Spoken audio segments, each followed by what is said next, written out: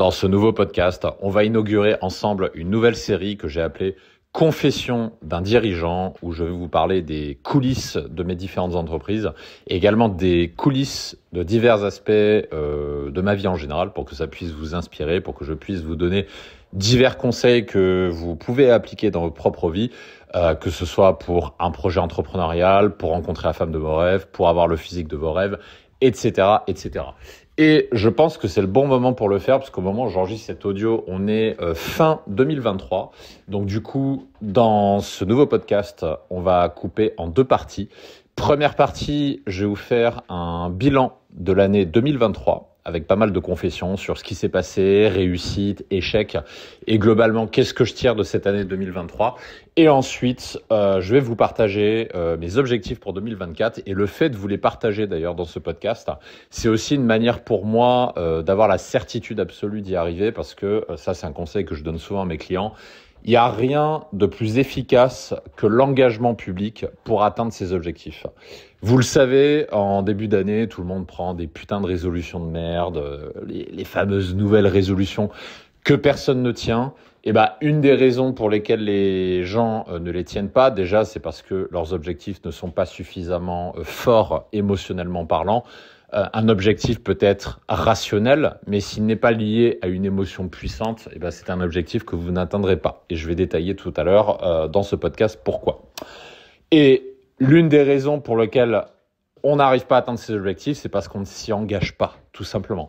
Et le fait de s'y engager et de s'y engager émotionnellement fait que dans 99,9% des cas, vous atteignez votre objectif et vous trouvez d'une façon ou d'une autre les moyens de l'atteindre, même si un objectif peut paraître difficile ou insurmontable au début. Je pense notamment aux personnes qui veulent, par exemple, perdre du poids ou prendre de la masse ou atteindre un objectif financier ou rencontrer la femme de leurs rêves, etc., etc. Donc, je vous partagerai mes objectifs 2024.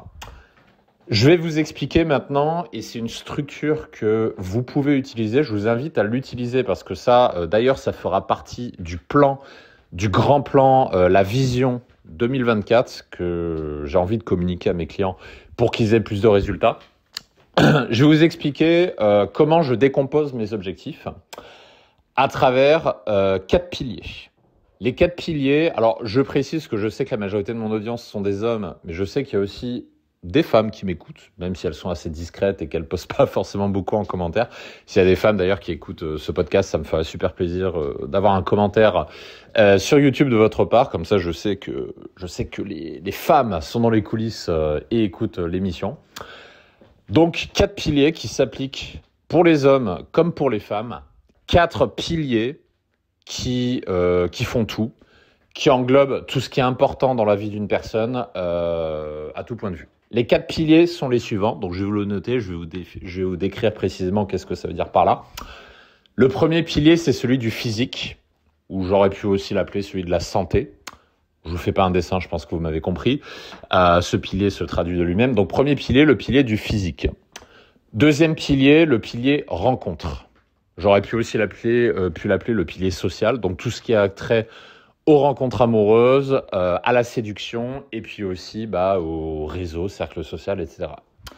Troisième pilier, le pilier financier.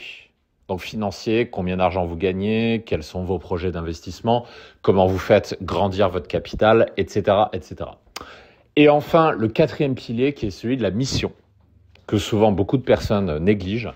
Le pilier de la mission, c'est simple, c'est la réponse à la question suivante. Pourquoi vous vous levez le matin ? Je vous invite à vraiment réfléchir à cette question. Pourquoi vous vous levez le matin ? Alors bien sûr, vous allez me dire « Ah, parce qu'il y a le réveil qui sonne et du coup, il faut se lever. Ah, parce qu'il faut que j'aille travailler. » Ok, ça on est d'accord. Il faut aller travailler. Mais c'est quoi ? Qu'est-ce que vous voulez faire de votre vie ? Posez-vous vraiment cette question. Vous avez quelque part, et vous avez tendance à l'oublier, et je le sais parce que ça m'arrive aussi, moi aussi ça m'arrive de l'oublier, vous avez la chance d'exister, d'être vivant, d'avoir 2 bras, 2 jambes en état de marche, d'avoir un cerveau en état de marche, parce que si vous m'écoutez toujours, je pars du principe que vous êtes quelqu'un d'intelligent. La plupart des personnes non intelligentes, ce qu'on appelle les QI à deux chiffres ou les PNJ aussi dans mon jargon, en général, ils n'écoutent pas le contenu de cette chaîne, ils vont plus aller regarder des chaînes YouTube comme MrBeast, TPMP, Touche pas à mon poste, etc. Donc je pars du principe que vous êtes une personne intelligente, mais au-delà de ça, rendez-vous compte du cadeau qu'est la vie. Et qu'est-ce que vous en faites de ce cadeau ? Ça, c'est quelque chose qui est important. Et c'est pour ça que ce 4e pilier, il est aussi important que les autres, parce que vous pouvez tout à fait avoir développé au maximum votre pilier physique, votre pilier financier, votre pilier rencontre, et pour autant vous sentir complètement vide parce que votre vie n'a aucun sens. Ça peut arriver. J'ai rencontré des personnes qui sont comme ça, qui ont réussi sur les 3 autres piliers, mais pas celui-ci. Donc ce pilier est important. Et je rentrerai dans le détail tout à l'heure dans ce que j'ai mis dans mon pilier de mission de vie. Donc je vais vous dire ce que j'ai mis dedans pour l'année 2023 et également qu'est-ce que je vais en faire pour 2024, quelle sera ma mission, la raison de me lever tous les matins en 2024. Alors, faisons le bilan, donc première partie de ce podcast, bilan de l'année 2023. Toujours en étant drivé sur ces 4 piliers. Et comme je vous le disais tout à l'heure, l'un des chantiers, l'une des choses qu'on va faire en 2024, c'est que les programmes qu'on vous propose, vont être packagés, organisés, structurés par rapport à ces 4 piliers. En fonction des domaines, que ce soit celui de la finance ou la séduction principalement. Je rappelle d'ailleurs à ce titre que si vous découvrez pour la première fois cette chaîne, vous avez les liens qui se trouvent en description de la vidéo. Et si vous m'entendez pour la première fois, je m'appelle Mike, je suis entrepreneur et vous êtes ma chaîne sur mon défouloir, donc le défouloir de Mike, où je partage diverses choses sur divers sujets qui me passent par la tête et qui me semblent intéressants. On commence par le premier. Le pilier physique. Alors, si vous me suivez depuis un moment sur mon canal Telegram, le lien se trouve d'ailleurs en description de ce podcast. Je vous invite à vous abonner si ce n'est pas déjà le cas parce que c'est là que je partage beaucoup de contenu inédit. J'avais un grand objectif en 2023 sur le pilier physique. C'était une prise de masse sèche. Très rapidement, en 2022, j'ai fait la meilleure sèche de toute ma vie, donc c'est-à-dire que je suis passé de 95 kg à 86 kg pour 1m96, donc c'est-à-dire que je suis vraiment descendu très très bas en termes de poids. Et ça, c'était en 2022, donc j'ai réussi une sèche. C'est la première fois de ma vie que j'ai réussi une sèche parce que j'ai appliqué justement une toute nouvelle méthode dont je n'avais pas connaissance avant, que je n'avais jamais appliquée avant, alors que pourtant ça faisait déjà quelques années que je faisais de la muscu, mais que je n'avais pas les résultats que je voulais. Parce que j'ai testé, je pense que j'ai fait un peu comme vous, j'ai testé pas mal de trucs, j'ai testé la méthode Lafay, le jeûne intermittent, l'entraînement split, full body, etc., etc. Poids lourd, série longue, série dégressive, etc. Donc j'ai vraiment tout testé en musculation. Pourtant, j'ai jamais eu les résultats que je voulais.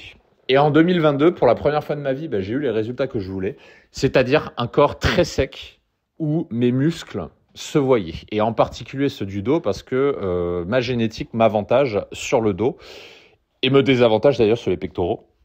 C'est-à-dire j'ai des pectoraux qui sont assez petits, malheureusement, ça c'est ma génétique qui est comme ça. Par contre, au niveau du dos, j'ai une facilité à développer des muscles, et donc j'étais assez massif quand j'étais au pic de ma sèche. Donc ça, c'était en 2022, et donc la sèche était réussie, c'était cool. Mais j'étais frustré sur un point, c'est-à-dire que ma masse musculaire n'était pas assez forte. C'est-à-dire que j'étais sec, mais les muscles n'étaient pas assez saillants de mon point de vue, donc c'était un petit peu une frustration. Ce que je voulais avoir, c'était le six-pack. Alors, je suis passé quasiment tout près du six-pack. Le problème, c'est que les muscles abdominaux sont pas assez développés, donc c'est pour ça qu'on les voyait pas suffisamment. Et puis surtout, si je voulais que le six-pack soit visible, c'est-à-dire que je devais descendre encore plus bas dans le taux de gras, ce qui veut dire que je serais devenu beaucoup trop mec sur le reste parce que j'ai des muscles qui n'étaient pas suffisamment volumineux. Donc ça, c'était ma frustration de 2022. Et à partir de là, j'avais deux options. Donc, c'est-à-dire soit de faire une prise de masse accélérée, mais qui se fait au prix de prendre du gras, de prendre beaucoup de gras. Donc, c'est-à-dire de prendre du muscle très rapidement, mais de prendre beaucoup de gras aussi. Ou alors, la deuxième option, celle que j'ai choisie, et je pense qu'on proposera prochainement un programme par rapport à ça, parce qu'il y a beaucoup de clients qui nous ont demandé le secret, de savoir comment ça marche. La deuxième option que j'ai choisie, c'est une prise de masse sèche. Donc, c'est-à-dire prendre du muscle en prenant très très peu de gras. Et ça a été mon focus de 2023. Donc, le focus de 2023, ça a été de prendre du poids sans prendre de gras, sans devoir changer tous mes vêtements parce que j'aurais pris une taille en plus, etc. Et tout en soulevant plus lourd à la salle. Le bilan, donc ça c'était l'objectif 2023. Et cette année, c'est très bien passé à ce niveau-là. Je considère avoir accompli à 100% mon objectif. Donc c'est-à-dire que en un peu plus d'un an, je suis passé de 87 kilos à je fais 106 aujourd'hui, 106 kilos. Donc j'ai pris quasiment 20 kilos en un peu plus d'un an. Et pourtant, j'ai pas changé de taille de vêtements. Je suis beaucoup mieux bâti, j'ai des muscles beaucoup plus volumineux. J'ai pas changé de taille de pantalon, de tour de ceinture, de haut. J'ai rien eu à changer en fait. Donc ça c'est cool, ça veut dire que j'ai des muscles qui sont répartis harmonieusement dans tout le corps. Je me sens beaucoup mieux dans mon corps, donc ça c'est vraiment cool. Donc le programme a fonctionné. Et je termine l'année 2023 avec un corps où je me sens bien. Un corps aussi qui plaît beaucoup plus aux femmes d'ailleurs. Il y a beaucoup de femmes qui m'ont dit qu'elles me préfèrent maintenant que quand j'étais ultra sec. Donc ça c'est cool. Et voilà. Je me sens bien tout simplement et ça fait vraiment plaisir. Parce que comme beaucoup d'entre vous, j'en ai chié pendant des années. Pendant des années, j'ai galéré, j'avais la moitié des résultats que je voulais avoir. J'arrivais pas à avoir le corps que je voulais, à atteindre les performances que je voulais. Et là, cette année, pour la première fois, j'y suis arrivé. Sur tous les exercices de musculation, j'ai progressé. Je m'en rappelle, par exemple, il y a 1 an et demi, développé couché. Pour faire 5 répétitions, j'étais à 80 kilos. Là, aujourd'hui, 5 répétitions, il me semble, je suis à 110 ou 115, un truc comme ça. Pareil sur le squat. Le squat, qui est un exercice où j'avais beaucoup de mal à progresser. Il y a 1 an et demi, je faisais 5 répétitions à 70 kilos, un truc comme ça. Et le squat, j'ai beaucoup progressé. Là, aujourd'hui, j'arrive à faire 5 reps à 120 kilos, alors que j'étais à 70 il y a 1 an et demi. Donc, j'ai vraiment progressé de partout. Et ça, c'est vraiment une belle réussite. Et comment on fait pour avoir ces résultats ? Je vous donne les clés, c'est assez simple. 1, avoir la bonne méthode. C'est qu'une question de méthode, faut pas vous casser le cul à chercher des explications. Ouais, c'est la génétique, c'est le machin, c'est le truc. Si vous n'avez pas les résultats que vous voulez, c'est que vous n'avez pas la bonne méthode. C'est aussi simple que ça. Là, ça fait 2 ans maintenant, 1 an et demi, 2 ans à peu près, que j'ai changé de méthode, que j'utilise une méthode qui fonctionne. Et j'ai jamais eu autant de résultats qu'aujourd'hui. Première clé. Deuxième clé, le rituel, la puissance du rituel. Pour avoir le corps de vos rêves, ne comptez pas sur la motivation. Il y a un de mes amis d'ailleurs qui est très très fort à ça, qui s'appelle John. Je ne sais pas s'il écoute ce podcast, mais c'est le cas, je lui passe le bonjour. C'est un très bon exemple là-dessus, parce que lui aussi fait de la muscu depuis quelques années. Et quand on parle de musculation, en fait c'est assez simple. Une fois, on avait une discussion avec un pote qui voulait se lancer dans le sport et qui n'arrivait pas à trouver la motivation, et il demandait à mon pote John, ouais John, comment tu fais ? Et John, il le regarde, il lui répond, je me pose pas la question en fait. Je prends mon sac, j'y vais. Fin de l'histoire. C'est tout. Et ça, c'est la puissance du rituel. La puissance du rituel, c'est vous définissez les jours où vous allez vous entraîner. Et à partir de là, vous ne vous posez pas la question de si vous y allez ou pas. Vous y allez, point. Si c'est à 18h, par exemple, dans mon cas, c'est le lundi, mercredi et vendredi. Ce sont mes 3 jours d'entraînement. Tiens, ça, ouais, d'ailleurs, j'ai oublié d'en parler. Par rapport aux méthodes que j'utilisais avant et aujourd'hui. Avant, je m'entraînais 4, voire 5 fois par semaine dans certains cas. Et aujourd'hui, je ne m'entraîne que 3 fois par semaine. Et ce qui est assez drôle, c'est que j'ai beaucoup plus de résultats aujourd'hui avec 3 entraînements par semaine que quand j'en faisais 5. Encore une fois, on en revient au secret, la méthode. Et la méthode, inscrivez-vous sur mon canal Telegram, j'en parlerai prochainement dans le courant de l'année 2024. Donc la deuxième clé, comme je le disais, c'est la puissance du rituel. Donc arrêtez de vous poser la question de vous dire « je vais m'entraîner quand vous êtes motivé ». Non, imaginez, vous êtes à l'armée. Vous avez ce putain de sergent-chef qui vous dit « machin, l'entraînement ». Il ne vous demande pas « ouais, est-ce que tu es motivé aujourd'hui ?» Non, il dit « va te faire enculer, c'est mercredi, c'est le jour d'entraînement, tu lèves ton cul et tu vas courir. C'est tout. » Il n'y a pas de questions à vous poser. Définissez vos jours d'entraînement. Dans mon cas, lundi, mercredi, vendredi. Et vous y allez, point barre. Et si vous avez des réunions, vous sacralisez, parce que c'est aussi mon cas, j'ai aussi des réunions, vous sacralisez le créneau de l'entraînement. Donc, c'est-à-dire quand moi, je vais m'entraîner, il est impossible de prendre rendez-vous avec moi ou d'avoir une réunion avec moi, que ce soit mon équipe, que ce soit mes clients, que ce soit les appels qu'on prend pour les différentes activités, que ce soit pour les interviews, je ne fais aucune activité dans ces créneaux d'entraînement qui sont définis. Ensuite, troisième clé, vous pouvez tout à fait avoir le physique de vos rêves tout en picolant et en vous faisant plaisir côté bouffe. C'est mon cas. Quand je faisais de la sèche, je mangeais des burgers. J'étais parti en vacances aussi en Croatie où j'avais picolé avec des potes. Là, en 2023, ça m'a pas empêché de faire beaucoup d'apéros, etc. Encore une fois, on en revient à la méthode. À partir du moment où vous avez une bonne méthode, vous pouvez tout à fait vous faire plaisir et avoir le corps de vos rêves. Donc ça, c'est pour l'année 2023. Maintenant, pour l'année 2024, sur l'objectif, pour le pilier physique, quel va être l'objectif maintenant? Donc là, aujourd'hui, je suis à 106 kg, je suis stabilisé. Je me demandais si je pouvais pas monter à 110 kg, mais je pense que ça ferait un peu beaucoup. Donc, allez, 106, 107, ça me va bien. Donc, objectif 2024, ça va être de faire une deuxième sèche. Donc, je ferai une deuxième sèche dans le courant de l'année 2024, donc au niveau du printemps.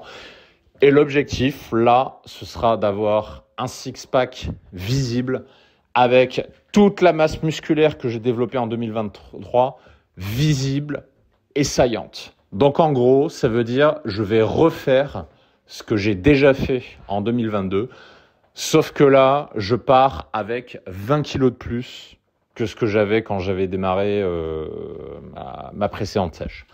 Donc, en principe, je publierai les photos et vous verrez le résultat. Donc pour ça, ça se passe sur mon Telegram. Vous avez le lien qui se trouve en description. L'objectif, ce sera d'avoir des muscles bien visibles, bien saillants avec le six-pack. Vais-je y arriver? J'en ai l'intime conviction. J'ai aucun doute que je vais y arriver. Et si je vous en parle, c'est parce que je sais que je vais y arriver. Et pour voir comment ça rendra, inscrivez-vous sur mon canal Telegram. Donc ça, c'est mon focus pour 2024. Et d'ailleurs, j'ai oublié de vous préciser un truc. À chaque fois que je définis un objectif pour chaque pilier parmi les 4 sur lesquels sont basées toutes mes méthodes, je rappelle les 4 piliers, physique, rencontre, financier et mission. On va faire les 3 autres après. Pour chaque pilier, je décide d'un seul focus pour chaque pilier. C'est hyper important, ça c'est une erreur que j'ai fait il y a quelques années.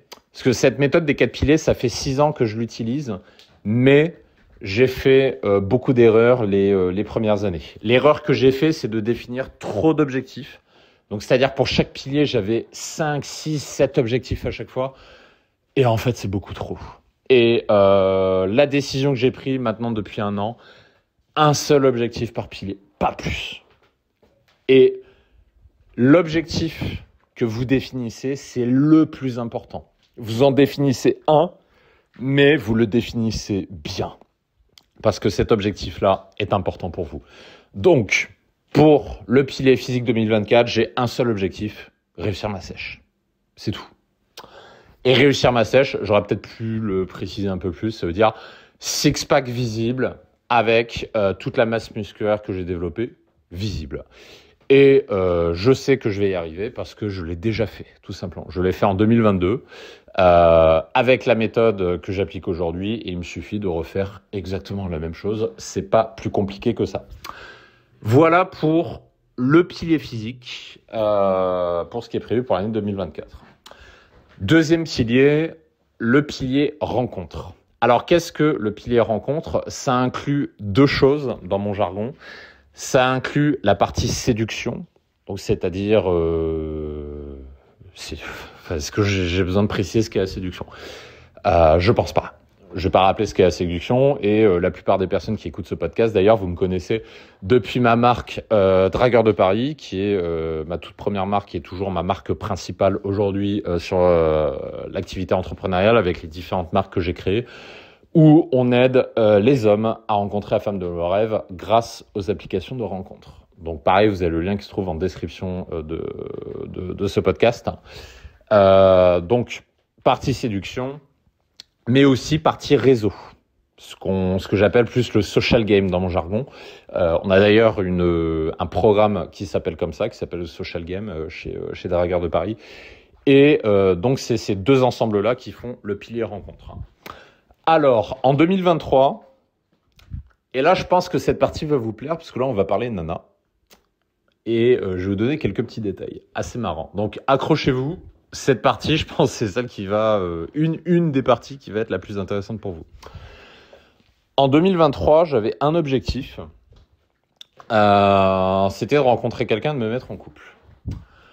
Le truc, c'est que j'ai atteint cet objectif, mais ça s'est pas du tout passé comme prévu. Ah, je vous ai promis du croustillant, vous allez en avoir. Pourquoi ça s'est pas passé comme prévu ? Donc, si vous me suivez depuis mon Telegram, vous savez que depuis bien longtemps, et c'est ce que je vous enseigne dans les méthodes, rencontrer une femme, j'entends plutôt rencontrer une superbe femme, parce que je suis quelqu'un d'exigeant, ça fait bien des années que c'est plus un problème pour moi. Donc, c'est-à-dire que depuis plusieurs années, je suis dans la position du mec qui a le choix, qui voit plusieurs femmes en même temps et qui, du coup, fait ce qu'il veut. Ce qui n'est pas le cas de 95% des mecs. 95% des mecs n'ont aucun pouvoir dans leur relation amoureuse, n'ont aucune possibilité de choix et subissent leur célibat et prennent ce qu'ils arrivent à avoir. Donc, c'est-à-dire les rares femmes qui veuillent bien d'eux, ça c'est la réalité de 95% des mecs. C'est pour ça d'ailleurs j'avais créé Dragueur de Paris en 2017, c'est pour justement redonner du pouvoir aux hommes pour qu'ils reprennent le contrôle de leur vie de célibataire. Avec les méthodes que j'ai appris en 15 ans d'expérience et que j'applique dans ma vie personnelle et que j'enseigne également à nos différents clients. Donc, et passer d'ailleurs, petit aparté, passer de la position du mec qui galère au mec qui a le choix, c'est plus facile que vous le pensez. La condition pour y arriver, c'est de mettre votre putain d'ego de côté. Parce que ça, c'est le principal problème des mecs. Le problème des femmes, c'est autre chose. Ça, on pourra en parler pour les femmes qui écoutent ce podcast. Le problème numéro 1 des mecs qui les empêche d'avancer, c'est l'ego. Donc, c'est-à-dire les mecs qui vont se dire j'ai besoin de personne, moi je sais faire, moi je suis un bonhomme, moi j'ai tout compris à la vie. Ça, c'est les choses que j'entends parfois en appel. Et c'est la raison pour laquelle les mecs galèrent. Et en fait, c'est complètement con. À chaque fois, j'explique ça à une femme, d'ailleurs, elles sont surprises. Parce qu'à chaque fois, je rencontre une femme, je leur parle de l'activité Dragueur de Paris, je leur explique ce qu'on fait, etc. Et en fait, aux femmes, je leur explique à chaque fois que, en fait, les mecs, c'est con. Il y a beaucoup de mecs qui préfèrent galérer, avoir zéro résultat, juste pour avoir la fierté de pouvoir se dire je suis indépendant, que de faire appel à quelqu'un pour avoir plus de résultats. Parce que dans la tête de ces mecs-là, faire appel à quelqu'un est une démonstration d'échec. En tout cas, c'est ce qu'ils pensent. Mais les gars, je vais vous apprendre un truc. Les meilleurs sportifs, orateurs, politiciens, entrepreneurs, chanteurs, qui vous voulez, font tous appel à quelqu'un. Ils font tous appel à des coachs, à des préparateurs, à des accompagnateurs. Cristiano Ronaldo, il a je ne sais pas combien de coachs pour tout un tas de domaines. Et ce qui fait que Cristiano Ronaldo est Cristiano Ronaldo, c'est pas uniquement son talent, c'est aussi les personnes qui est autour de lui. Qu'est-ce que je vais vous dire par rapport à ça? Donc ouais, mettez juste votre putain ego de côté. Et ça d'ailleurs, il y a une phrase que je dis souvent aux personnes que j'ai au téléphone. Et en général, ça leur donne un petit déclic. La phrase que je dis est la suivante. Personne ne vous donnera une médaille pour avoir réussi un truc tout seul. Au prix d'une quantité d'efforts démentiels, pour des années de galère, tout ça pour réussir un truc à moitié tout seul, alors que vous aurez pu faire la même chose en 2 mois, beaucoup plus facilement, beaucoup plus rapidement, en faisant appel à quelqu'un, en ayant un mentor. Personne ne vous donnera une médaille pour arriver à faire ça. La seule chose qui compte, c'est le résultat. Rappelez-vous d'une chose, les mecs, on va tous crever. Moi, vous, tout le monde. Dans 100 ans, on sera tous morts. Qu'est-ce que vous aurez fait le jour où vous allez crever? Qu'est-ce qu'on dira de vous? Qu'est-ce qu'on retiendra de vous? Et surtout, quels seront vos accomplissements? C'est la seule chose qu'on va retenir. La seule chose qu'on retient, c'est votre résultat. Est-ce que vous êtes resté un putain de glandeur devant son PC qui a rien fait de sa vie? Ou est-ce que vous êtes un mec qui a eu les couilles de faire ce qu'il faut pour aller chercher le résultat qu'il veut? Bah ça, c'est la différence entre les mecs qui tombent dans l'oubli et qui finissent malheureux et les mecs qui ont eu une belle vie parce qu'ils se sont bougé le cul et parce qu'ils ont vécu des histoires incroyables. Réfléchissez bien à ça. Ce parcours-là, moi, je l'ai fait. Il y a 15 ans, j'étais une personne en galère totale. J'avais pas accès aux femmes. J'intéressais aucune femme. J'étais moche. Je ressemblais à rien. Je savais pas draguer. J'avais rien pour moi. J'étais en école d'ingénieur informaticien. J'avais une tronche de geek. Donc vraiment, j'avais rien. Et ça m'a pris 15 ans de développer tout ce que je vous enseigne aujourd'hui. 15 années. Pourquoi ça m'a pris 15 années d'ailleurs? Parce que vous allez me dire, ouais, mais mec, machin. Pourquoi 15 ans? Parce qu'en fait, tout ce que je vous enseigne aujourd'hui, ça n'existait pas à l'époque. Et croyez bien que si ça existait, je ne me serais pas fait chier pendant 15 ans.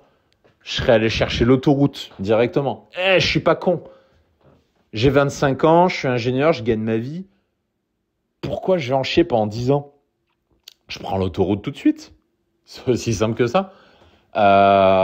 Et d'ailleurs, l'autoroute, je l'ai prise avec les mentors que j'ai rencontrés. Parce que là, tout ce que je vous enseigne, c'est pas je me suis levé un matin et puis tiens, ça y est, j'ai inventé le truc, il y a eu un déclic dans mon cerveau. Non, ce que je vous enseigne, je l'ai appris de bouche à oreille avec les personnes qui m'ont formé. Avec mon premier mentor que j'ai rencontré en 2008, avec mon deuxième mentor en 2014 et mon troisième mentor en 2016. Ces 3 mentors-là qui m'ont appris le game, tout simplement. Et ça, c'est ce dont je vous fais profiter. Parce que le mentorat, c'est selon moi l'une des meilleures façons d'avoir des gros résultats. Donc, je reviens au sujet de 2023. Pourquoi ça ne s'est pas passé comme prévu? Alors, je vais m'asseoir parce que là, je vais rentrer en mode confession. Pourquoi ça ne s'est pas passé comme prévu? Parce que je fréquentais... En fait, j'ai fait face à un problème dont j'ai parlé à certains de mes amis, et dont un qui vivait exactement la même chose et qui comprenait ce que je traversais. Le problème, c'est que je voyais plusieurs femmes en même temps, et j'étais incapable de choisir. Je fréquentais des femmes extraordinaires, mais je n'arrivais pas à faire un choix. Et je vais vous décrire rapidement les différentes nanas en question et sans rentrer dans les détails intimes, je vais vous dire comment j'en suis arrivé à me mettre en couple avec quelqu'un. Première femme que je voyais, blonde, avocate, un corps de ouf. Une femme qui a posé il y a quelques années c'était quoi? C'était Playmat ou je sais plus. C'était pas Playmat, mais c'était un équivalent. Enfin, elle a déjà posé en magazine et tout. Une superbe femme qui avait accès à des mecs, mais vous imaginez pas. À chaque fois qu'on se voyait, Elle me montrait son compte Instagram, son Facebook, machin. Elle se faisait tout le temps approcher par des mecs qui étaient mieux que moi sur les plans physiques, les plans financiers, les plans statut social, tout ce que vous voulez. Pourtant, elle était à fond sur moi. Comment ça se fait Le game, encore une fois. Ça, je le dis pour les éventuels Micto compagnie qui passent par ici. Je le dirai jamais assez et je sais que ces personnes s'énervent quand je le dis, mais je le redis encore une fois. Ce qui fait que vous séduisez une femme, c'est pas votre physique, c'est pas votre fric, c'est pas de rouler en lambeau, c'est pas d'avoir des milliards en bitcoin. Ce qui fait que vous séduisez une femme et que vous la rendez amoureuse de vous, c'est votre game, c'est votre capacité à créer des émotions. C'est ça qui est important de prendre en compte. Et cette blonde-là, littéralement, elle avait accès à des mecs qui étaient bien meilleurs que moi, mais elle était à fond sur moi parce que je maîtrisais cette compétence et que les autres ne la maîtrisaient pas, tout simplement. Donc il y avait elle, il y avait une autre blonde également que je fréquentais, donc 2 blondes du coup, j'en voyais 2. Une autre blonde, pareil, plus introvertie, plus timide, mais j'adore les timides, j'ai un petit faible pour les timides. Très jolie aussi, un style différent, un caractère différent, une vie différente. Elle était moins show-off que la première. La première était très show-off. Je vous donne d'ailleurs une petite anecdote. La première, donc la blonde dont je viens vous parler, vous savez c'est quoi la marque de sa voiture? Elle roule en Maserati. Donc pour vous dire, ça c'est petite dédicace pour les Micto, Red Pill, machin. Ça c'est une bonne théorie pour vous. Vous m'expliquerez comment c'est possible. Elle roule en Maserati, donc il coûte super cher. Et du coup, j'allais sur le siège passager à chaque fois. Moi, j'ai le permis, mais j'ai jamais possédé de voiture de ma vie. J'ai le permis moto, par contre. Je suis motard à la base, hein. J'ai passé mon permis moto en 2013. J'ai roulé en Yamaha XJ6 et puis ensuite Yamaha MT10. J'aimerais bien rouler en Harley Davidson un jour, ça m'a toujours fait rêver ce type de moto. Mais je n'ai jamais possédé de voiture. Jamais.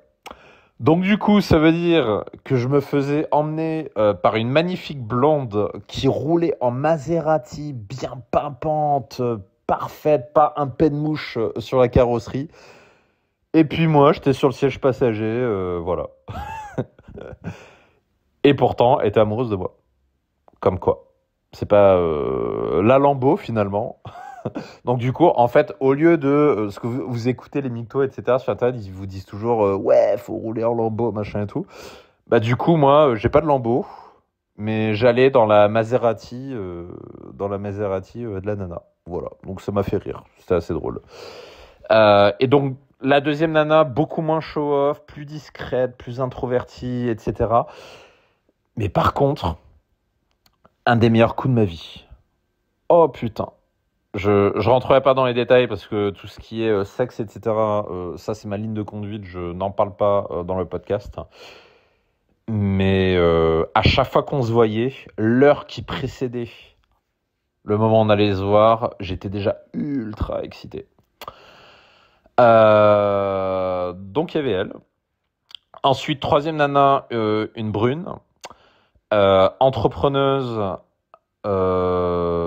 photographe aussi, influenceuse aussi. Elle fait les trucs d'influenceuse sur Instagram.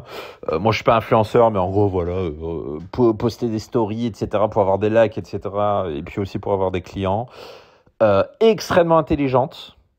J'ai rarement rencontré une nana aussi intelligente. Qu'est-ce que je peux vous dire d'autre?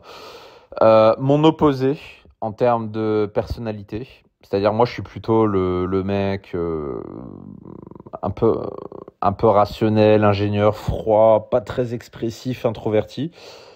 Et elle, c'est mon opposé, donc c'est-à-dire c'est l'extraverti, artiste, aventurière, etc. Donc voilà, c'était assez drôle pour le coup. Autant la deuxième blonde, elle me ressemblait niveau caractère, donc introvertie, discrète, etc. Et la troisième, c'était brune, c'était mon opposé. Ensuite, quatrième, une autre brune, plus grande, plus introvertie, plus jeune aussi. Elle avait quoi? Elle avait 24. Ouais, 24 ans, donc plus jeune. Voilà, qu'est-ce que je peux vous dire d'autre? Très jolie aussi, voilà. Donc ça, c'était la quatrième personne que je voyais. Et entre ces 4 personnes que je voyais, je fréquentais d'autres nanas quand je sortais en night ou quand j'allais en date, etc. Donc j'avais ce que j'appelle des one-shots à droite à gauche. Et donc, au milieu de tout ça, en fait, j'ai bugué.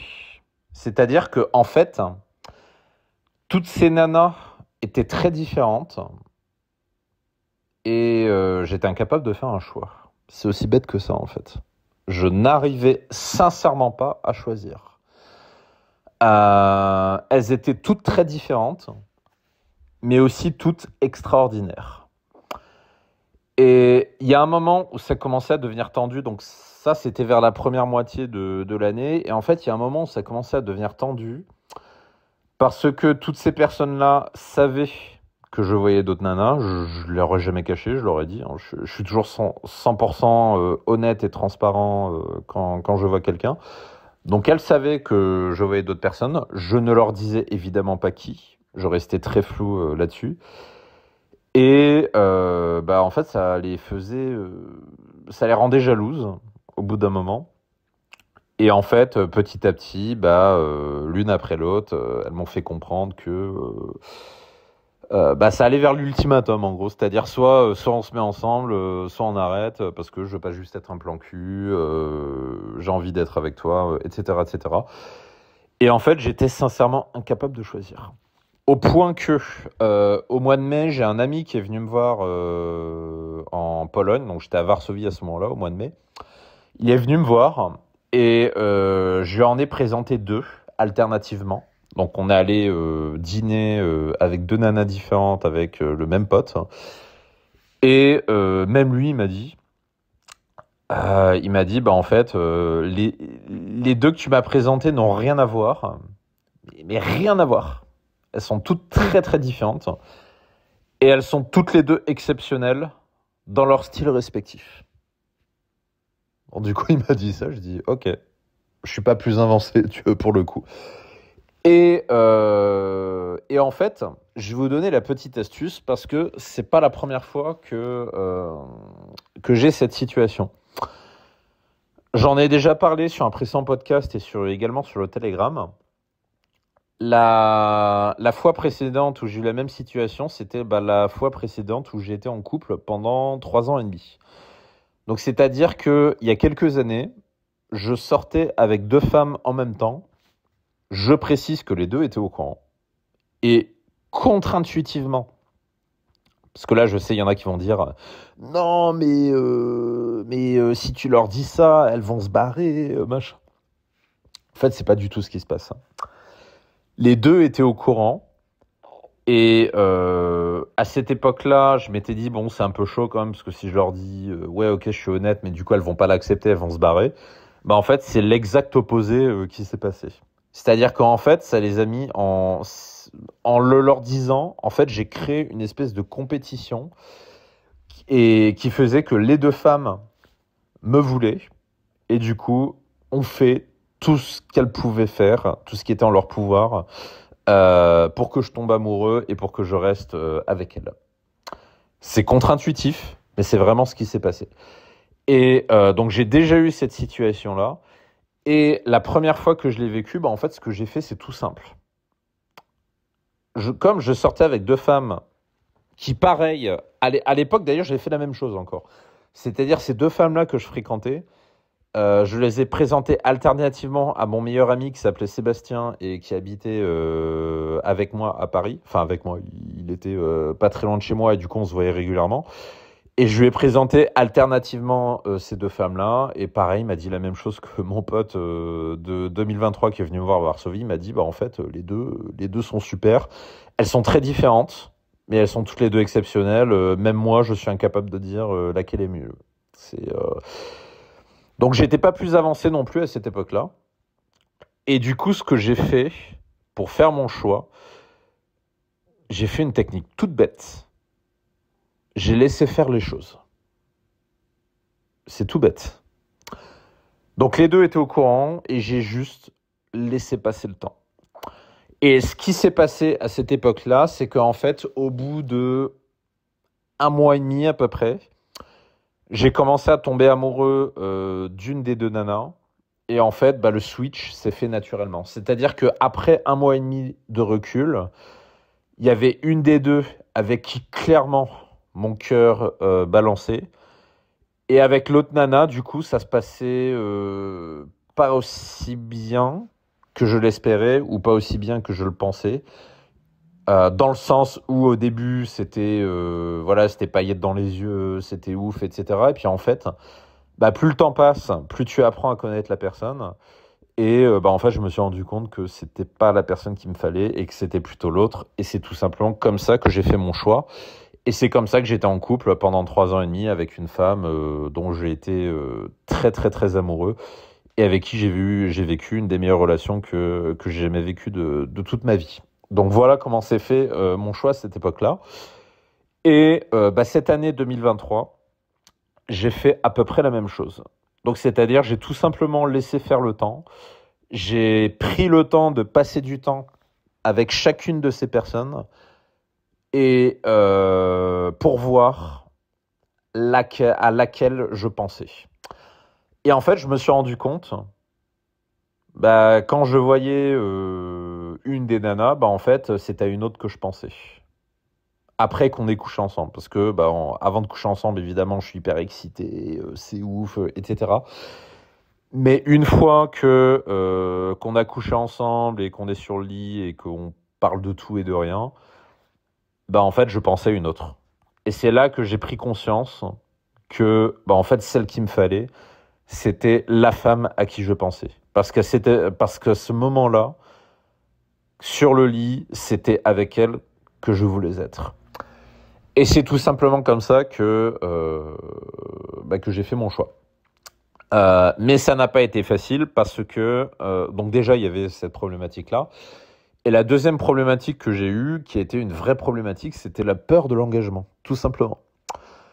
La crainte de faire une erreur, la renonciation au lifestyle de voir plusieurs femmes à la fois aussi, c'est pas évident à faire quand on est dans cette position. Et cette position-là, c'est quelque chose d'ailleurs que peu de mecs peuvent comprendre parce qu'il faut l'avoir vécu pour vraiment comprendre ce que c'est. Quand on n'a jamais vécu cette position de fréquenter plusieurs femmes à la fois, on se dit ouais, problème de riche, machin. On se dit ce genre de truc. Mais quand on l'a vécu, on comprend ce que c'est.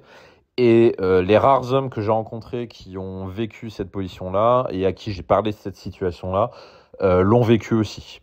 Par exemple, quand j'étais en Pologne, j'ai rencontré un entrepreneur français qui avait exactement le même problème que moi, c'est-à-dire qu'il voyait, plusieurs femmes en même temps aussi, mais lui c'était encore pire, il en voyait à la fois en France et aussi en Pologne, donc c'était dans deux pays différents parce qu'il voyageait tout le temps. Et puis il me disait aussi que quand il allait à Ibiza ou en Grèce ou machin, il voyait d'autres nanas sur place, etc. Parce qu'il utilisait lui aussi les sites de rencontres. Et lui avait exactement le même problème, c'est-à-dire que ça lui a demandé un gros effort de renoncer à ce lifestyle-là pour se focaliser sur une personne. Et se focaliser sur une personne, quelque part, c'est aussi une prise de risque. Parce que ça veut dire qu'on renonce à toutes les autres possibilités, on fait all-in sur une personne, on se dit, voilà, est-ce que c'est la bonne est-ce que je vais être heureux? Est-ce que je vais être bien est-ce que c'est la mère de mes enfants aussi? Parce que j'y pense, hein, je suis en milieu de trentaine, donc forcément j'y pense. Et on se pose toutes ces questions-là. Et donc j'ai eu énormément de mal à me lancer. Et c'est elle d'ailleurs qui a tout fait pour qu'on se mette ensemble. Si on est ensemble aujourd'hui, c'est grâce à elle. Parce que moi, je freinais, je disais non, mais j'ai besoin de temps, etc. Et puis elle lâchait pas le truc. Et au bout d'un temps, je me suis dit, bon, allez, on va arrêter les conneries, on se lance, on arrête avec la peur de l'engagement, on renonce au lifestyle du dragueur, du séducteur, de voir plein de femmes à la fois. Et let's go pour l'aventure. Et on va voir où ça mène. Et depuis que j'ai fait ce choix, je le regrette absolument pas. Je garderai le mystère sur la personne que j'ai choisie. J'en dirai pas plus. Mais ce qui est bien, en fait, avec cette stratégie que je viens de vous donner et que je vous invite à appliquer également dans votre vie, encore faut-il être en position d'avoir le choix, les mecs, parce que si vous n'avez pas le choix, vous n'aurez pas le loisir de faire un choix. Donc pour ça, faites pas les cons, prenez des méthodes qui marchent, vous les trouverez en description de ce podcast. Il y a beaucoup de contenu gratuit qu'on propose chez DDP, ça vous permettra de faire un premier pas pour découvrir les différentes méthodes et puis vous laisser guider, tout simplement. Donc, qu'est-ce que je disais du coup voilà, le but de 2023, donc du coup, réussi. Aujourd'hui, je suis avec une personne avec qui je me sens extrêmement bien. Voilà, je vais pas rentrer trop dans les détails parce que là, c'est vie privée. Ça, c'est voilà. Ce que je peux vous dire, c'est que je suis bien, quoi, tout simplement. En résumé, 2023, l'objectif était clair, l'objectif a été atteint, mais a été compliqué à atteindre, non pas parce que j'ai pas pu l'atteindre, mais parce que comme j'étais en position de l'atteindre, en fait j'ai mis les freins parce que pour les raisons que j'ai énoncées précédemment. Donc voilà pour l'objectif 2023. Ça, c'était le gros focus. Maintenant, l'objectif 2024, évidemment, c'est comment dire, d'avancer dans son couple, etc. Mais ça, c'est pas tellement un objectif, j'ai envie de dire. Quand on est dans une relation avec la bonne personne, les choses se font tout seul. Ça demande juste un peu d'effort pour s'occuper de sa partenaire, etc. Mais en dehors de ça, c'est pas un objectif en soi. Le seul vrai objectif que j'ai en 2024 sur la partie rencontre, c'est au niveau social game. Un truc où j'ai pas trop avancé en 2023, parce que c'était pas vraiment mon focus. Et là, ça va être focus 2024. Ça va être de développer mon network, donc de rencontrer plus de monde, de rencontrer plus d'entrepreneurs, de rencontrer plus souvent aussi mes clients. Je l'ai moins fait en 2023 par rapport aux années d'avant. Principalement parce que j'étais en Pologne, parce que du coup, ça faisait que j'étais pas très très souvent sur Paris. Mais focus 2024, rencontrer plus souvent mes clients, faire plus de repas avec les clients. C'est quelque chose que j'ai beaucoup fait en 2022, moins en 2023 et que je vais refaire davantage en 2024. Donc en gros, voilà, un focus network, tout simplement. Développement de réseau. Quelque chose que j'ai du mal à faire, c'est pas pour trouver des excuses, mais les introvertis me comprendront. C'est pas quelque chose que je fais naturellement. C'est quelque chose que je sais faire. Mais si je me mets pas des coups de pied au cul, je ne le fais pas.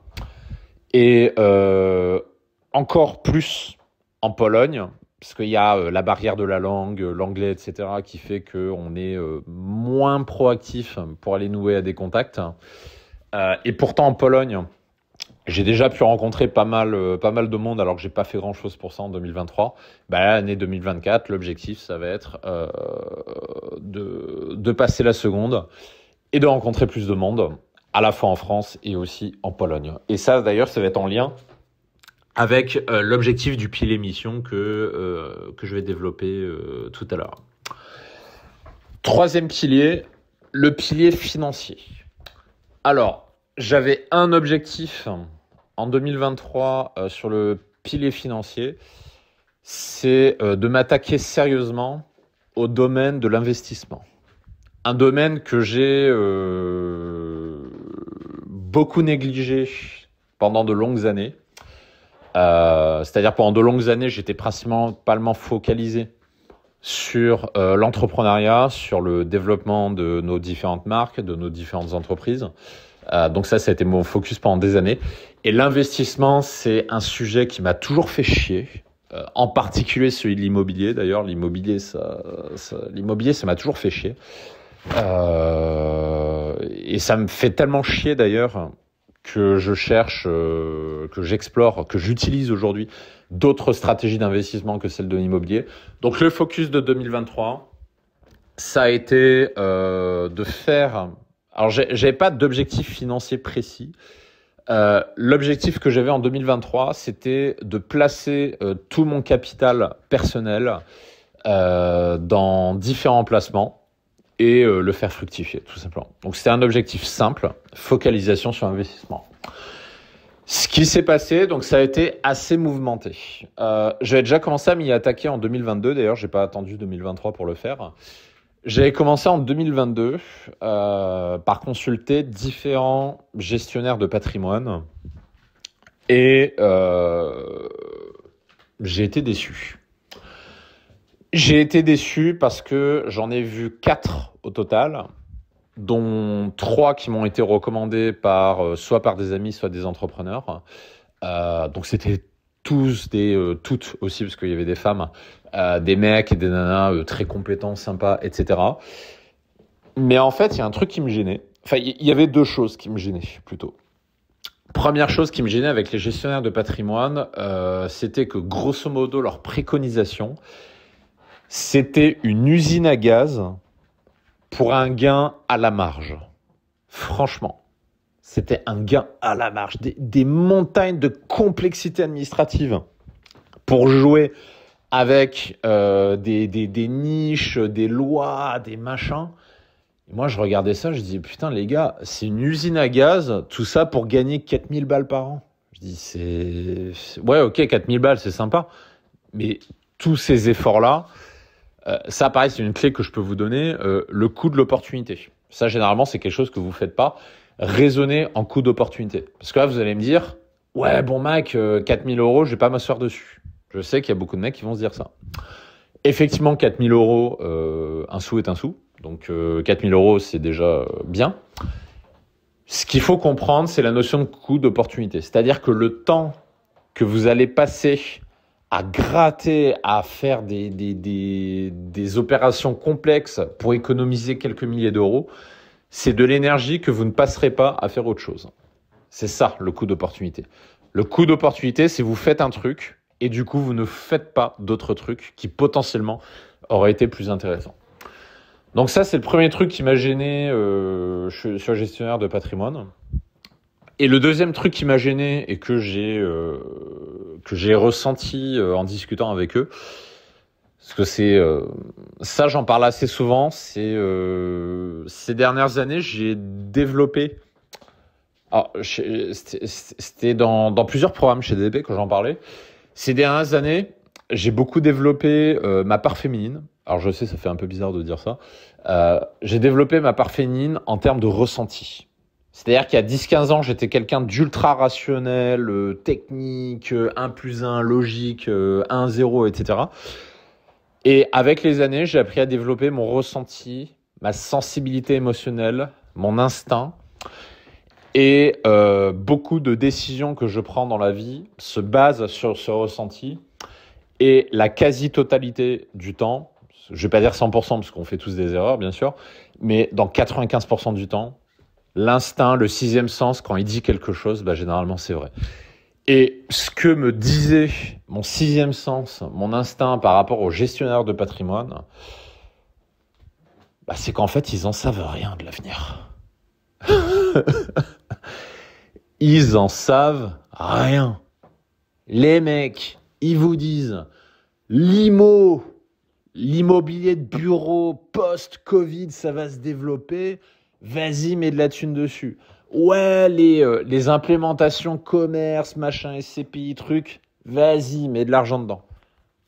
En vrai, ils en savent rien. La seule chose qu'ils sont capables de vous sortir, c'est les performances passées.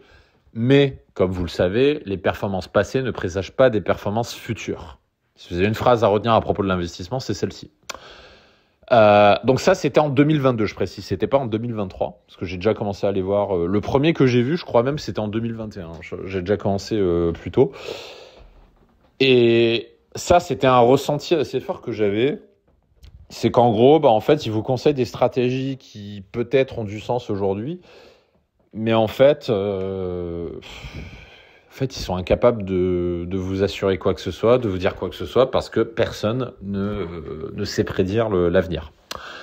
Et troisième truc qui me gênait, c'est qu'en fait, les gestionnaires de patrimoine, ouais, ils vous font des conseils, placements, etc. Mais les mecs, c'est pas des multimillionnaires. Donc en fait, à un moment, j'ai pris un peu du recul et je me suis dit, est-ce que je suis OK avec le fait d'être conseillé par des personnes sur mes choix d'investissement qui elles-mêmes ne sont pas multimillionnaires? En compilant ces trois choses-là, en fait, je me suis dit, en fait, non.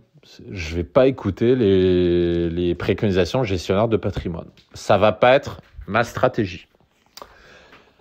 À la place de ça, j'ai adopté une autre stratégie, je vais vous la donner. Sans rentrer dans les détails, ça j'en parlerai probablement plus tard sur mon canal Telegram. Et je vais vous donner les résultats financiers que j'ai eu grâce à ça d'ailleurs. Ce que j'ai appliqué, c'est la stratégie des haltères. Ça s'appelle comme ça, de Nassim Nicolas Taleb, qui développe dans un livre qui s'appelle Antifragile, me semble-t-il. La stratégie des haltères appliquée à l'investissement, ça veut dire, dans mon cas, le choix que j'ai fait, je décompose mes investissements en deux catégories. Première catégorie qui occupera 70% du total que je vais investir. Je vais l'investir dans des actifs, dans des choix d'investissement qui sont très peu risqués. Et les 30% qui restent vont être investis dans des choix risqués, voire très risqués. Parce que l'investissement, finalement, c'est que ça. L'investissement, c'est plus vous prenez de risques, plus vous risquez de perdre, mais si vous gagnez, par contre, vous gagnez beaucoup. C'est ça l'investissement. Et donc, du coup, le choix que j'ai fait, c'est d'allouer 30% du capital à l'investissement très risqué et 70% de la sécurisation, tout simplement. Je ne vais pas rentrer dans le détail sur qu'est-ce que j'en ai fait concrètement. Ça, je pense que je balancerai l'info prochainement sur Telegram, donc pour vraiment rentrer dans le détail. Par contre, ce que je peux vous dire, c'est que c'est une stratégie qui a très très bien fonctionné. Pour vous donner un ordre d'idée, en 2023, j'ai gagné plus d'argent grâce à l'investissement qu'avec mon propre salaire. Donc, c'est-à-dire que les dividendes et tout ce que je me suis versé grâce au choix d'investissement en 2023, c'est un montant supérieur au salaire que je me suis versé sur toute l'année 2023. Donc c'est une belle performance, quoi, tout simplement. Et c'est pas de la chance. Parce que j'ai déjà parlé des potes et il y en a un moment, il m'a dit ouais, Mike, t'as eu de la chance, machin. Je lui ai dit non. La chance, c'est quand tu réussis, quand tu fais un seul truc et que ça marche. Et que les autres fois, ça ne marche pas. C'est ça la chance. Donc si par exemple, tu fais un placement et que ça fonctionne, ouais, tu peux dire c'est de la chance. Donc tu as eu une occurrence. Si tu fais 2 placements et que sur les 2, tu gagnes de l'argent, tu peux dire ah, tu as eu de la chance aussi. Donc là, on va dire c'est une coïncidence. Tu as eu ça 2 fois. Par contre, à partir de 3 fois, tu peux pas avoir 3 fois de la chance. C'est pas possible.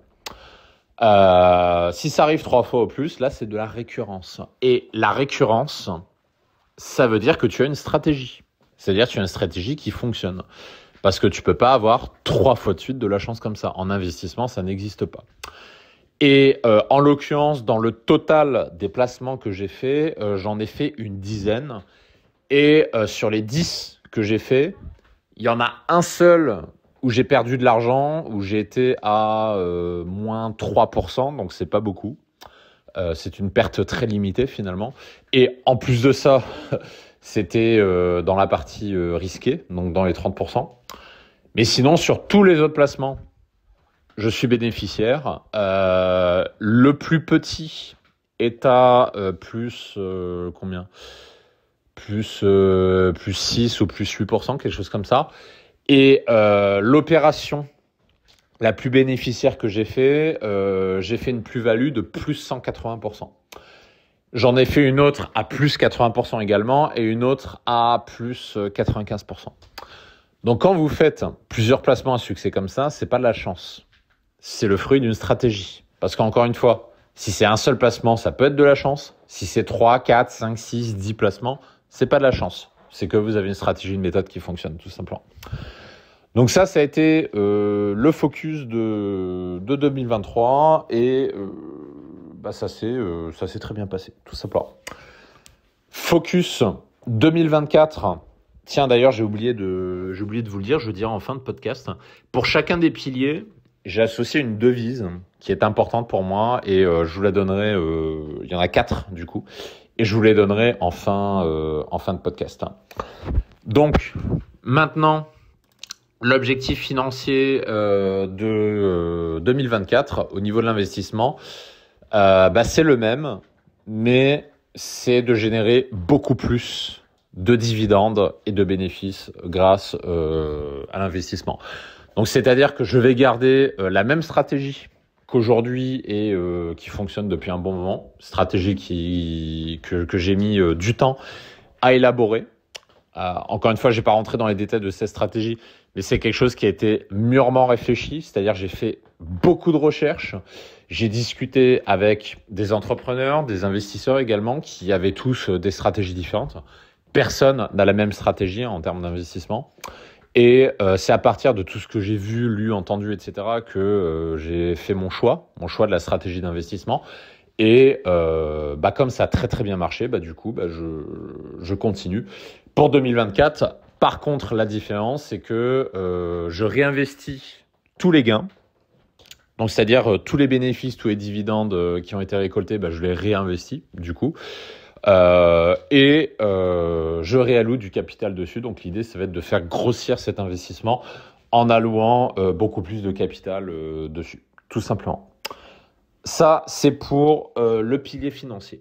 Ensuite, le pilier mission. Mission de vie. On en parlait au début du podcast, donc je rappelle très rapidement ce que c'est. La mission de vie, la mission, c'est pourquoi vous vous levez le matin. Ma raison de me lever le matin, c'est les projets. C'est de construire, de bâtir quelque chose qui a de l'impact, qui apporte du résultat visible, tangible, concret, et des projets tout simplement.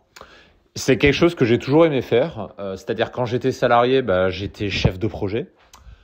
C'est pas pour rien. Si j'étais chef de projet, c'est parce que j'aime créer et développer des projets.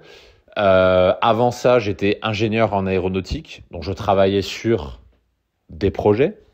Avant ça, j'étais apprenti ingénieur en électronique. Je travaillais sur des projets. Donc en fait, des projets, j'en bouffe depuis que j'ai 18 ans. Parce que j'aime ça. Quand j'étais salarié, le poste où je m'éclatais le plus, c'est celui de chef de projet. Voilà. Pour les raisons que j'ai expliquées. Et c'est en grande partie pour ça que je suis devenu entrepreneur. Ça, j'ai déjà fait un podcast à ce sujet. Je vous invite à l'écouter. Il doit être sur la chaîne. Il y a plein de raisons qui ont fait que je suis devenu entrepreneur, mais l'une des raisons principales, c'est de pouvoir développer mes propres projets, tout simplement. Tout simplement parce que j'étais plus aligné avec les projets que je développais quand j'étais à la direction générale de l'armement, donc mon dernier poste. J'étais plus aligné avec ça, j'étais pas aligné avec les choix stratégiques qui étaient faits. J'étais pas aligné avec les stratégies de coopération européennes, donc multi-étatiques, avec plusieurs pays. C'était quelque chose qui se passait pas très bien. Et d'ailleurs, pour ceux qui s'intéressent à l'Union européenne, moi je vous donne mon avis personnel, l'Union européenne, ça marche pas. Je l'ai vu de l'intérieur. J'ai vu la machine à Bruxelles À l'intérieur, j'ai fait je sais pas combien de réunions avec les grands pontes du Parlement européen, des mecs qui bossent à la Commission européenne, aux différentes agences européennes, etc. Ça marche pas. Ça marche pas et je vais pas développer les raisons ici parce que on sortirait du sujet. Je pourrais en faire un podcast à l'occasion. D'ailleurs, dites-moi si ça vous intéresse en commentaire. Si j'ai des commentaires là-dessus, je ferai un podcast. Pourquoi l'Union européenne ne marche pas avec des révélations de ce que j'ai vu de mes yeux et entendu de mes oreilles de l'intérieur. Donc tout simplement, j'étais pas aligné avec ça et en fait, j'étais frustré. J'étais frustré de pas pouvoir travailler sur les projets que j'aurais voulu qu'ils soient. Et donc tout simplement, je me suis dit, j'ai envie de faire mes projets avec ma vision, de créer quelque chose de grand et surtout d'avoir la main dessus. Chose que généralement on peut pas faire quand on travaille dans des grands groupes. Donc moi j'avais travaillé chez Airbus par exemple, et ceux qui écoutent ce podcast et qui travaillent dans des groupes le savent. Quand on travaille dans un grand groupe, le problème c'est que vous êtes un rouage, une petite roue dans une énorme machine qui, avec ou sans vous, tournera de toute façon. Et en fait, on se rend compte quand on est dans ce genre d'entreprise, avec ou sans vous, ça tournera de toute façon. Et les grands choix stratégiques ne sont pas faits avec vous. Donc, c'est-à-dire, en fait, vous réalisez des projets qui ont été décidés en amont, sur lesquels vous n'avez aucune influence, aucun impact significatif. Et ça, c'était source de frustration pour moi. En particulier quand je me rendais compte que les projets allaient pas forcément dans la bonne direction. Donc ça, c'est une des raisons pour lesquelles je suis devenu entrepreneur. C'est pour ça qu'à partir des fins des années 2000, donc 2017, j'ai créé DDP, donc Dragueur de Paris, qui est ma marque principale de séduction pour hommes, sur laquelle on a une équipe d'une quinzaine de personnes aujourd'hui. Donc ça, c'est bien développé. Et DDP, et toutes les marques que j'ai créées après, DDP, c'est un projet qui me tenait à cœur parce que je voulais avoir créé quelque chose qui impacte des centaines et des milliers d'hommes. Et surtout, je voulais créer un projet où je redonne du pouvoir aux hommes sur leur vie de célibataire, tout simplement. Ça a été la genèse du projet DDP. Et puis ensuite, c'est comme ça que j'ai ouvert d'autres marques également. Donc, mon cabinet MT, qui forme des copywriters. Donc la genèse de ce projet, c'est pour donner la possibilité aux gens d'exercer un métier qui paye plutôt bien, avec une liberté géographique et horaire incroyable, grâce au métier du copywriting. Donc ça, pareil, si c'est quelque chose qui vous intéresse, vous avez les liens qui se trouvent en description de la vidéo. C'est comme ça que j'ai créé aussi Lovers in Paris, donc marque de séduction pour femmes. Qui a pour objet d'expliquer aux femmes comment fonctionnent les hommes pour mieux les séduire et pour mieux rencontrer leur type d'homme. Donc voilà, toutes ces marques-là ont été créées parce qu'elles sont associées à un projet qui est important pour moi. Et en 2023, l'objectif, c'était de faire une remise à plat de tout ce qu'on fait au niveau des marques. Pourquoi ? En 2022, on a connu une grosse période de croissance, notamment sur DDP. Donc, c'est-à-dire l'équipe a grossi de façon exponentielle, mais vraiment exponentielle. Grosse croissance en termes de trafic, de clients, de tout. Et c'est à cette époque-là aussi que j'avais créé mon cabinet de copywriting, que je l'avais ouvert en tout cas au public, parce que j'avais déjà des clients avant en tant que copywriter, mais ça restait un petit peu en sous-marin. Donc c'est là que j'ai commencé à faire rentrer plus de monde. Et en fait, en 2022, on s'est retrouvé dans une situation où c'était le bordel. C'était le bordel parce que il y avait plein de programmes dans tous les sens, il y avait plein de produits dans tous les sens. C'était la merde, il fallait recruter des gens, c'était la merde, il n'y avait pas de process pour les former, ça partait dans tous les sens. Donc en gros, c'était déstructuré et on s'est retrouvé dans des situations que beaucoup de boîtes connaissent. Donc si vous êtes entrepreneur, c'est quelque chose qui vous parlera. Le problème des boîtes qui scale. à partir d'une structure qui n'est pas suffisamment solide et où passer un certain palier, c'est juste le bordel parce que l'entreprise se retrouve victime de son succès. Donc ça a été le cas notamment de DDP et ça a impacté ma vie personnelle également très négativement. Donc c'est-à-dire 2022, c'était une année où j'avais pu prendre davantage de temps pour moi dans ma vie personnelle. Et dans la deuxième moitié de 2022, en fait, il a fallu faire le pompier, il a fallu intervenir partout, il a fallu former du monde, être à droite, à gauche, etc. Et puis en fait, j'ai commencé à me faire aspirer par le quotidien de l'entreprise, malgré moi. Donc ça, c'était la période fin 2022. Et ensuite, première partie de 2023, ça a été gros nettoyage partout, dans tous les sens du terme. Je ne vais pas rentrer dans les détails, mais du coup, l'année 2023, ça a été une année de simplification et le focus de l'année 2023. Il y avait une partie développement, évidemment, on voulait lancer des nouveaux projets, mais avant tout, l'objectif, c'était de simplifier ce qu'on fait. Donc, c'est-à-dire d'arrêter de proposer 1 milliard d'offres dans tous les sens. Et là-dessus, d'ailleurs, j'ai une grosse part de responsabilité parce que la plupart des offres qu'on a lancées, c'est parti de moi à la base. Donc, j'en suis totalement responsable. Et c'est une erreur, d'ailleurs, que j'ai fait à ce moment-là. Et c'était une erreur qui, du coup, nous a un petit peu éloigné de la mission de la boîte parce que ça partait un petit peu dans tous les sens. Même 2022, pour vous donner un ordre d'idée, à cette époque-là, il y avait le programme Abondance qu'on proposait. Il y avait aussi du street. Il y avait des clients qui nous demandaient de la drague de rue, donc du coup, on a recruté un coach pour ça. On avait un coach qui faisait de la drague de rue. On avait la formule Dream Shot aussi qu'on avait lancée à ce moment-là. On a lancé les week-ends immersion. Ça, pareil, c'était un truc de ouf. Week-end immersion, c'était en gros, il y avait... vous passez tout un week-end du vendredi soir au dimanche avec un des coachs de l'équipe DDP et en gros, c'est street la journée et night game la nuit. Donc, on avait proposé ça. Puis après, il y avait les programmes de coaching et puis il y avait les trucs à droite, à gauche. Et pareil sur la partie copywriting, on proposait plusieurs offres différentes, etc.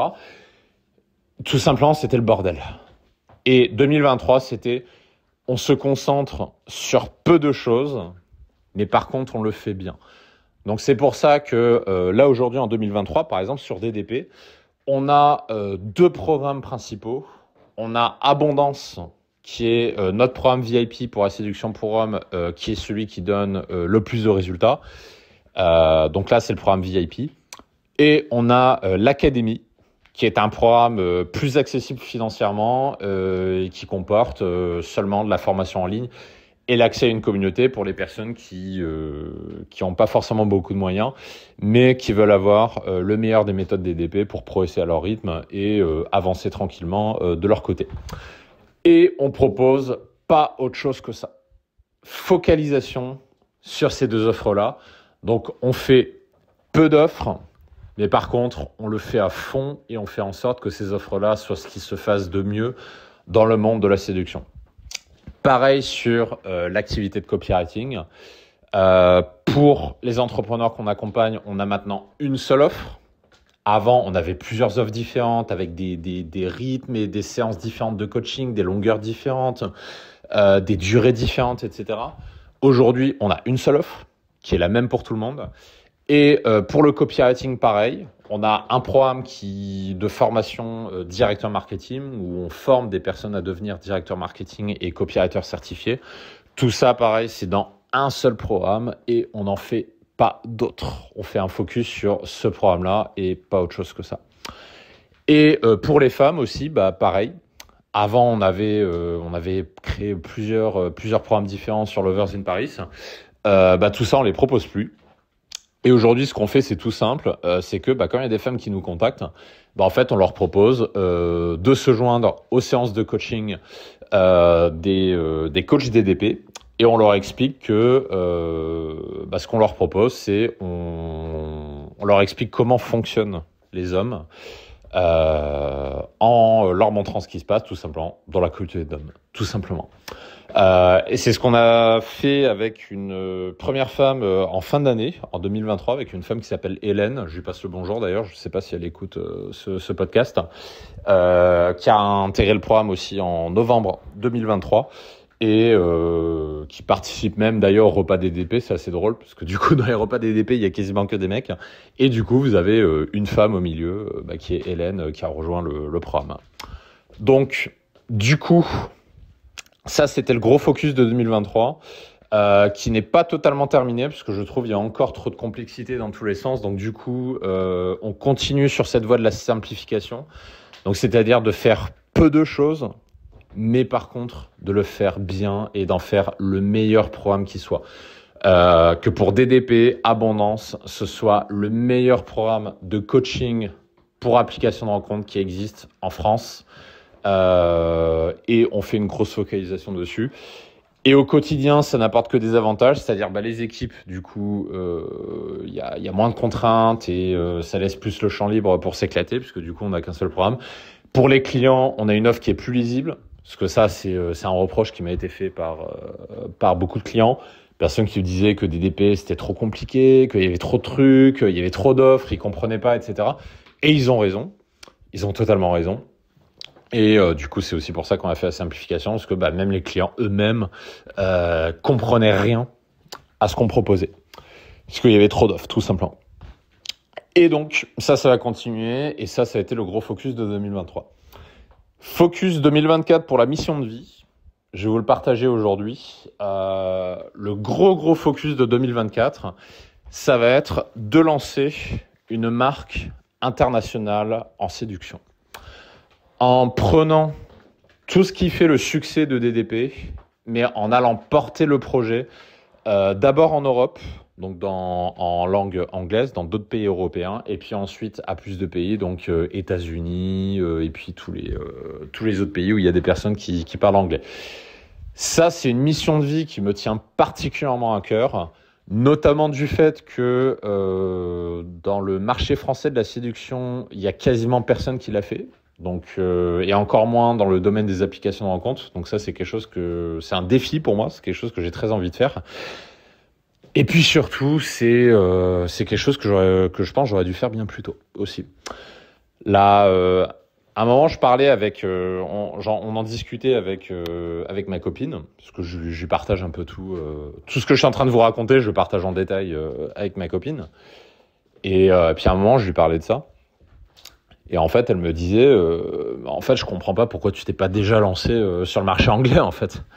Parce qu'elle m'a dit, ouais, tu parles bien anglais, t'es à l'aise avec l'anglais, quand t'étais ingénieur, t'étais tout le temps à l'étranger, t'étais anglais, tu parlais anglais, donc va sur le marché anglais, quoi. Porte la French touch à l'étranger, à l'anglais.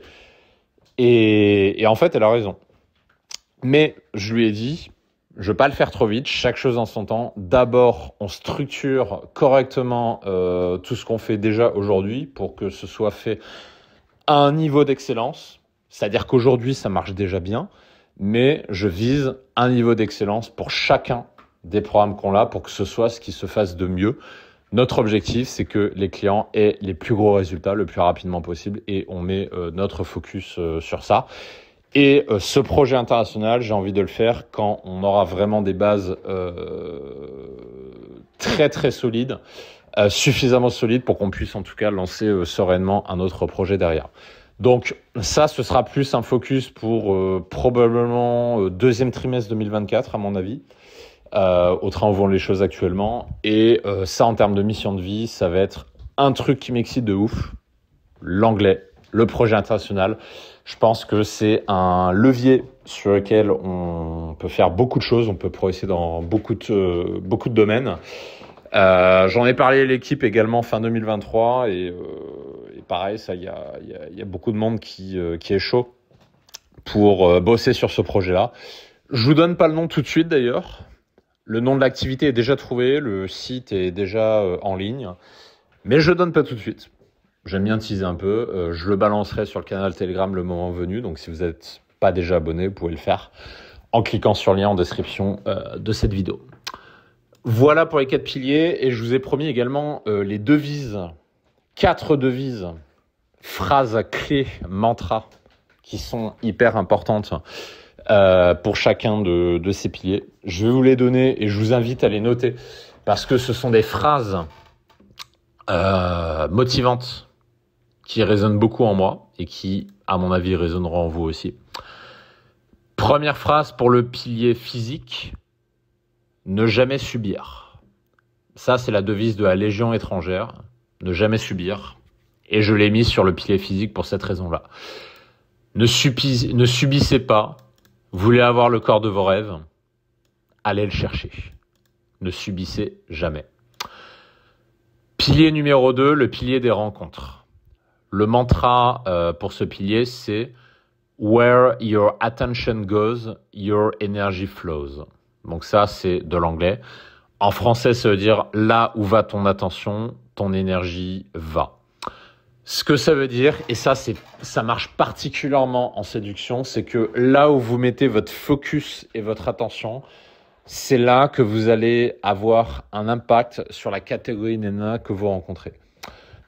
C'est la raison pour laquelle, je rejette un pavé dans la mare, c'est la raison pour laquelle les mythos Red Pill Company n'arrivent pas à rencontrer des femmes qui leur plaisent. C'est d'ailleurs pour ça qu'ils sont constamment énervés sur les réseaux sociaux, etc. Comme les féministes d'ailleurs. Pourquoi les féministes hardcore sont constamment en colère ? Tout simplement parce qu'au fond d'elles, elles sont malheureuses et parce qu'elles rencontrent personne. Et ces personnes-là, en fait, elles créent leur propre prison parce qu'elles mettent l'énergie sur ce qui n'apporte pas de résultat. Donc par exemple, tous les mecs qui vont dire « Ouais, Tinder, c'est de l'arnaque, machin ». Comme tu mets ton énergie sur le fait que Tinder est de l'arnaque, comment veux-tu que Tinder fonctionne pour toi ? Voilà, c'est aussi bête que ça.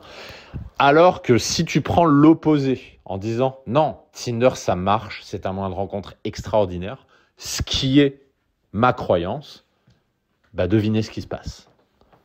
Voilà ce que veut dire cette phrase.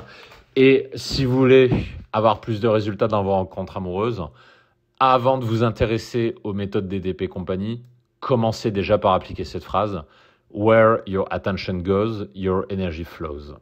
OK ? Pilier financier.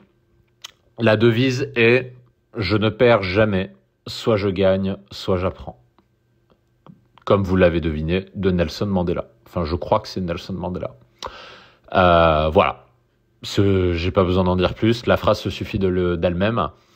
Et je vous dis ma préférée pour le pilier mission. Ça, c'est si je devais garder une seule phrase, je pense que ce serait celle-ci parce qu'elle résume tout. Elle résume tout.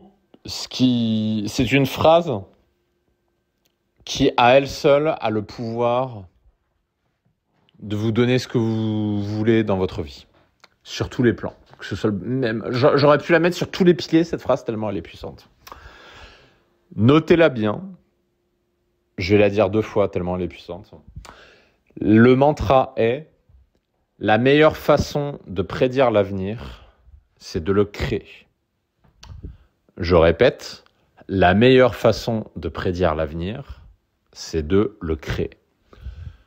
Réfléchissez bien à cette phrase. Je vous garantis que si vous en comprenez le sens profond, mais qu'en plus de ça, vous l'appliquez, je vous garantis que vous atteindrez tous vos objectifs. Et c'est une promesse que je vous fais parce que je l'ai fait dans ma vie personnelle. J'ai vécu le avant et le après et appliquer cette phrase dans ma vie, ça a eu un impact juste démentiel. C'est grâce à ça que j'atteins tous les objectifs que je me fixe dans ma vie. Et cette phrase a le pouvoir de vous permettre de faire la même chose dans votre vie. Voilà ce que j'avais à vous dire. La prochaine série, ce sera donc le mois prochain. Je pense que je vais enregistrer un podcast comme ça tous les mois. Donc ce sera une série Confession d'un dirigeant.